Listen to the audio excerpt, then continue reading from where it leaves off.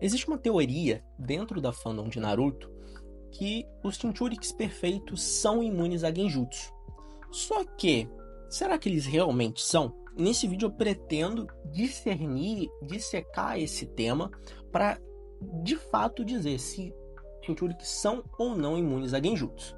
Mas para isso primeiro a gente precisa entender o que é um Genjutsu. O Genjutsu são técnicas dentro do universo de Naruto que representam uma forma de hipnose e ilusionismo, que são usadas para confundir a mente do alvo. Falando no sentido mais prático, o Genjutsu é uma técnica que, ao ser aplicada, permite controlar o chakra que flui no sistema nervoso de seu alvo. Porém, apesar de tudo, o Genjutsu ainda tem como ser quebrado. Como apontado pelo Jiraiya no capítulo 259 do mangá, para você quebrar um Genjutsu, você tem que interromper o fluxo do seu chakra. Afinal, o chakra seu está sendo controlado. Para o seu chakra parar de ser controlado, um ponto de vista lógico é você simplesmente interromper o fluxo do seu chakra. Assim, aquele que está controlando não consegue mais controlar. Então, é como se você resetasse o fluxo do seu chakra. Mas também existe a possibilidade do alvo não conseguir romper o fluxo do seu chakra com poder maior.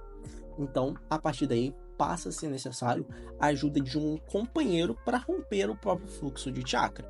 Só durante o capítulo 413 do mangá, o Killer Bee é atingido por um Genjutsu do Sasuke e logo depois ele ataca o Uchiha, já tendo se recuperado dos efeitos do Genjutsu do Mangekyo Sharingan. E a partir daí surgiu de fato essa teoria, essa dúvida dentro da fandom, se os Jinchurikis perfeitos são ou não imunes a Genjutsu. No entanto, para a gente dizer de fato, afirmar que um Jinchuriki perfeito é imune a Genjutsu, primeiro a gente tem que entender o que é ser imune a Genjutsu. Se a gente pega pelo dicionário, ser imune a alguma coisa significa que você não se deixa atingir por alguma coisa. Você não é possível de ser atingido por essa coisa. Então, dentro do universo de Naruto, o que seria ser imune a Genjutsu? É, por exemplo, os casos dos clones, onde, primeiramente, eles não são afetados pelo Genjutsu porque não se tratam do alvo original. A gente vê isso de fato na prática na luta de Itachi, né, o seu clone de Itachi com 30% do seu chakra contra o Kakashi, onde ele tenta aplicar um Genjutsu no clone do Kakashi, mas não é possível, porque se tratava de um clone e o próprio Itachi não sabia disso. Então clones são imunes a Genjutsu. Outra característica, outro ser, de certa forma, que é imune a Genjutsu são as marionetes, porque se tratam de seres inanimados, que também não podem ser atingidos por Genjutsu, por não possuírem um sistema nervoso ou nenhum dos 5 sentidos. Outro conceito que a gente tem que entender é o conceito de resistência. O que é ser resistente a um Genjutsu? Ser resistente, no conceito literal, é resistir, aguentar com mais facilidade a alguma coisa. O que seria ser resistente a um Genjutsu? Significa você identificar com mais facilidade que você está preso a um Genjutsu ou sair desse Genjutsu com mais facilidade natural. E o outro conceito é o potencial defensivo que um Shinobi tem a Genjutsus. O que é esse potencial defensivo a Genjutsu? É a capacidade desse Shinobi se defender de Genjutsu. E para isso existem duas maneiras. A primeira delas é que a gente já conhece, que foi dita e explicada pelo Jiraiya, que é você romper o fluxo do seu chakra, dissipando ele com Kai. A gente vê isso de fato na prática, primeiramente no mangá, no capítulo 114, quando o Kakashi e o Gai dissipam o Genjutsu do Kabuto. E a gente vê a outra maneira de se quebrar um Genjutsu no capítulo 141, quando se trata de um Genjutsu um pouco mais fraco, quando você já tem uma certa resistência a Genjutsu, que é através da dor, causando dor ao seu corpo. A gente vê isso pela Kurenai, que por ser uma excelente usuária de Genjutsu, já tem uma certa proeficiência na habilidade, consegue identificar Genjutsus com mais facilidade. Então, através da dor, ela conseguiu sair do Genjutsu. E a gente vê isso mais pra frente também com o Shikamaru, onde ele quebra o seu próprio dedo para sair do Genjutsu da Tayuya. Então, a dor também é uma possibilidade para sair do Genjutsu. E é isso que é ter potencial defensivo. É quão fácil você consegue quebrar / sair de Genjutsu, se defender de Genjutsu. Agora que a gente entendeu os principais conceitos que envolvem esse tema do Genjutsu, da imunidade ao Genjutsu, agora a gente precisa entender como é que funciona de fato os Jinchurikis. Os Jinchurikis, de certa forma, são hospedeiros de Sobiju. A biju é selada dentro do Chinchuriki e elas compartilham um espaço mental entre eles e também o fluxo de chakra. A biju ela pode interferir diretamente no fluxo de chakra do seu hospedeiro.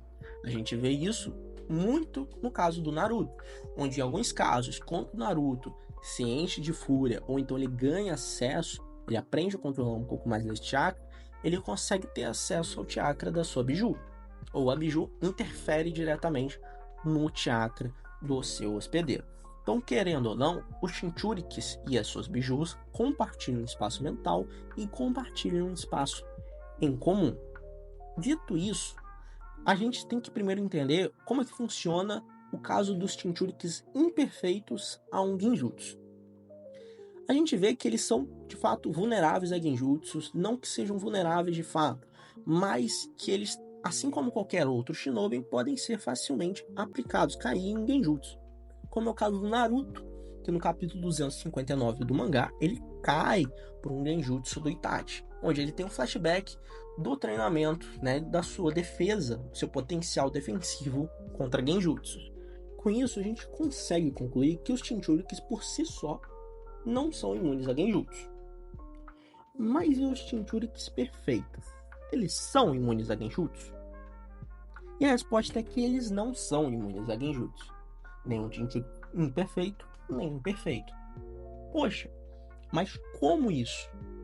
Afinal de contas, o Killer Bee saiu com facilidade do Genjutsu do Sasuke.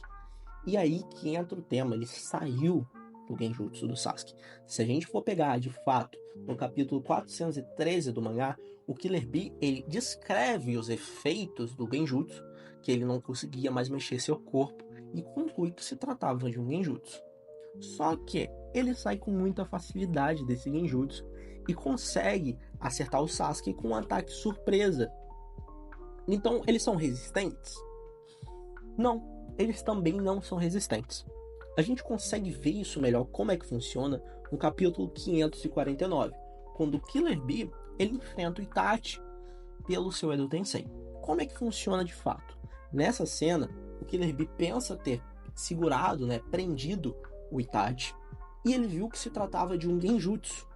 Nessa cena, propriamente falando, após ele perceber que se tratava de um Genjutsu, a própria Hashibi rompe o fluxo de chakra do Killer Bee para que ele consiga sair do Genjutsu. Então, qual é o grande diferencial dos Chinchurikis? Eles têm um grande potencial defensivo a Genjutsu, porque mesmo que eles não consigam romper seu chakra por conta própria, é como se eles sempre estivessem lutando em equipe, porque eles têm sempre uma biju ali auxiliando eles para, caso necessário, rompa o fluxo de chakra. Então, através disso, é possível sair do Genjutsu.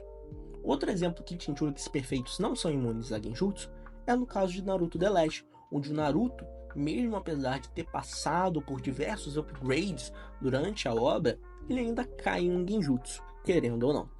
E quem precisa tirar ele é a Sakura, nem a Kurama chega a tirar ele desse Genjutsu. E outro ponto a se ressaltar é que os Chinchurikis também só conseguem sair do Genjutsu após perceberem que estão em um Genjutsu.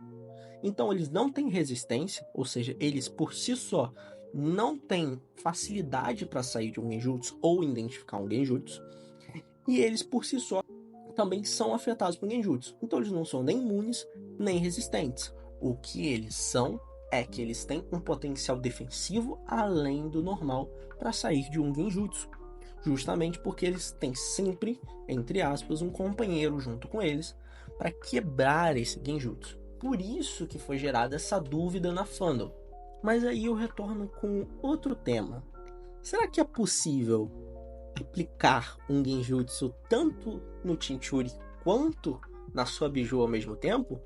Essa dúvida eu vou deixar para outro vídeo. Por enquanto, espero receber o like, o comentário e peço que cliquem no botão de hypar para o vídeo alcançar um público cada vez maior. Espero ver vocês aqui novamente. Tá? Foi um grande prazer gravar esse vídeo, estudar um pouco acima desse tema. Espero ter esclarecido qualquer dúvida. Vocês são convidados a comentar nos comentários, tirar qualquer dúvida ou então discordar desse ponto de vista, porque querendo ou não, apesar de ser isso que a obra indica, eu não sou o dono da verdade. Quem só pode afirmar alguma coisa de fato é o autor da obra. Então, se o autor vier aqui amanhã e dizer que Jinchuriki são imunes a Genjutsu, eles vão ser imunes a Genjutsu.